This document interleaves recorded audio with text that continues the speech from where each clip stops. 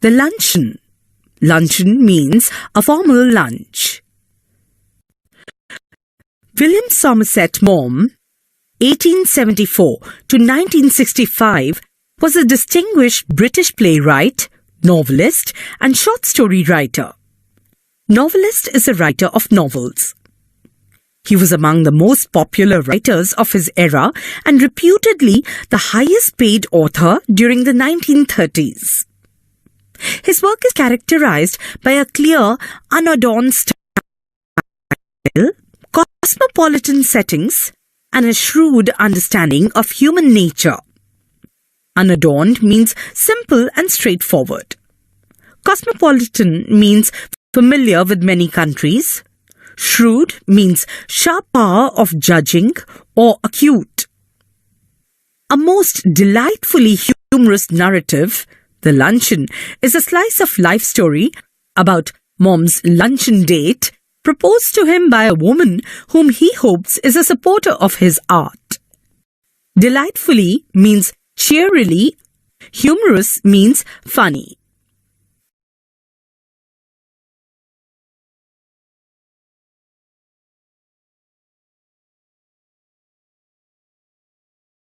I caught sight of her at the play, and in answer to her call, I went over during the interval and sat down beside her. It was long since I had last seen her, and if someone had not mentioned her name, I hardly think I would have recognized her. She addressed me brightly. "Well, it's been many years since we first met. How time does fly. We're none of us getting any younger. Do you remember the first time I saw you? You asked me to luncheon." Did I remember? It was 20 years ago, and I was living in Paris. I had a tiny apartment, and I was earning barely enough money. Barely means just. She had read a book of mine and had written to me about it. I answered, thanking her, and presently I received from her another letter saying she was passing through Paris and would like to have a chat with me. But her time was limited, and the only free moment she had was on the following Thursday, and would I give her a little luncheon at Foyot's afterwards? Foyot's is a restaurant, and it was so far beyond my means that I had never even thought of going there. Beyond my means out of my capacity. I had 80 francs, that is gold francs, to last me the rest of the month, and a modest luncheon should not cost more than 15. Modest means moderate or limited. If I cut out coffee for the next 2 weeks, I could manage well enough. I answered that I would meet my friend at Foyot's on Thursday at 12:30.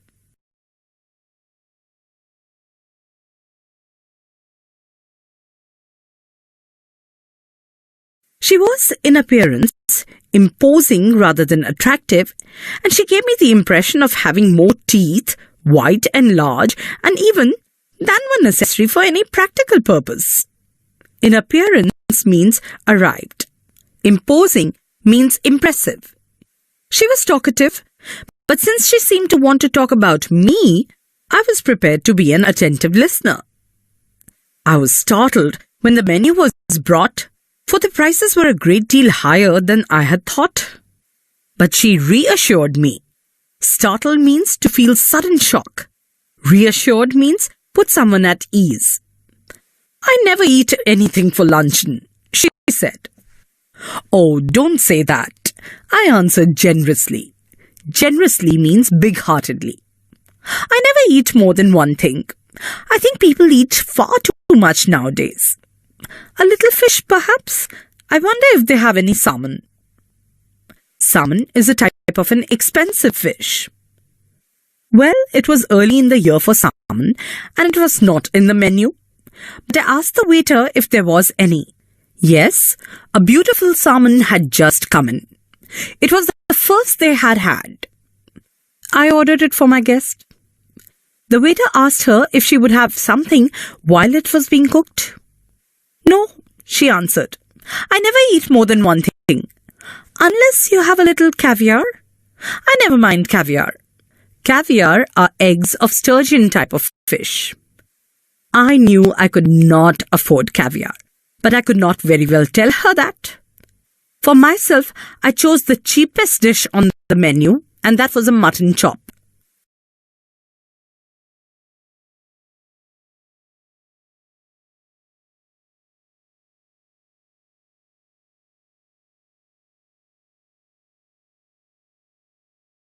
I think you're unwise to eat meat, she said. I don't believe in overloading my stomach. Unwise means foolish. Overloading means overeating. She ate the caviar and she ate the salmon. She talked gaily of art and literature and music. But I wondered what the bill would come to. When my mutton chop arrived, she took me quite seriously to task. Gaily means cheerfully. Task means job. I see that you're in the habit of eating a heavy luncheon. I'm sure it's a mistake. Why don't you follow my example and just eat one thing? I couldn't possibly eat anything more unless they had some of those giant asparagus. Giant means very big. Asparagus means shoots of cultivated lily plant. I should be sorry to leave Paris without having some of them. My heart sank. I had seen them in the shops, and I knew that they were horribly expensive. My mouth had often watered at the sight of them. I'm not in the least hungry, my guest sighed. But if you insist, I don't mind having some asparagus. I ordered them. Sighed means deep breath out, expressing sadness. Aren't you going to have any? No, I never eat asparagus. We waited for the asparagus to be cooked. Panic seized me. Panic seized me means to take possession or control. It was not a question now of how much money I should have left over for the rest of the month, but whether I had enough to pay the bill.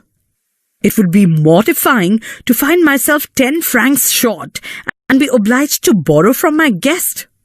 Mortifying means embarrassed or ashamed. Obliged means compulsorily. I knew exactly how much I had, and if the bill came to more, I made up my mind that I would put my hand in my pocket and with a dramatic cry start up and say it had been picked. Picked means stolen. Of course, it would be awkward if she had not money enough either to pay the bill. Awkward means difficult or inconvenient. Then the only thing would be to leave my watch and say I would come back and pay later. The asparagus appeared. I watched her thrust them down her throat in large mouthfuls. At last she finished. Mouthfuls means bites.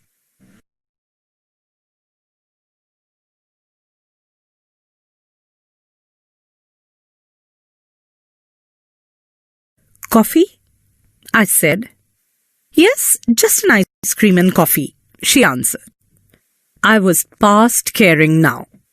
So I ordered coffee for myself and an ice cream and coffee for her. You know, there's one thing I thoroughly believe in, she said, as she ate the ice cream. One should always get up from a meal feeling one could eat a little more. Are you still hungry? I asked faintly. Oh no, I'm not hungry. You see, I don't eat luncheon. I have a cup of coffee in the morning and then dinner. But I never eat more than one thing for luncheon. I was speaking for you. Oh, I see. Then a terrible thing happened. While we were waiting for the coffee, the head waiter came up to us bearing a large basket full of huge peaches. But surely peaches were not in season then. Lord knew what they cost. I knew a little later, for my guest going on with a conversation absent-mindedly took one. Absent-mindedly means inattentively. You see, you filled your stomach with a lot of meat, my one miserable little chop, and you can't eat anymore? Miserable means unhappy. But I've just had a snack and I shall enjoy a peach. The bill came, and when I paid it, I found that I had only enough for a quite inadequate tip.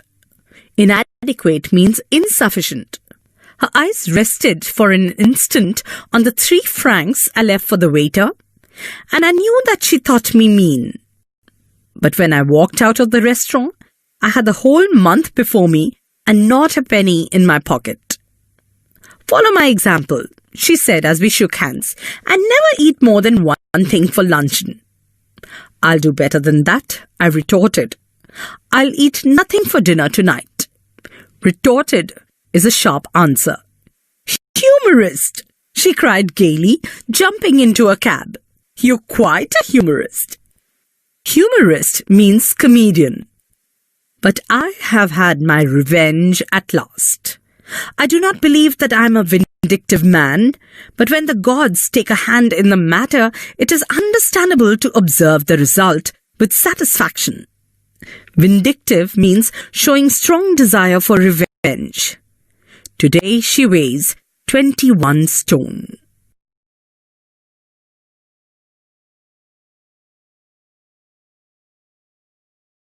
Factual question. 1. What is the profession of the narrator? Answer. Author is a writer.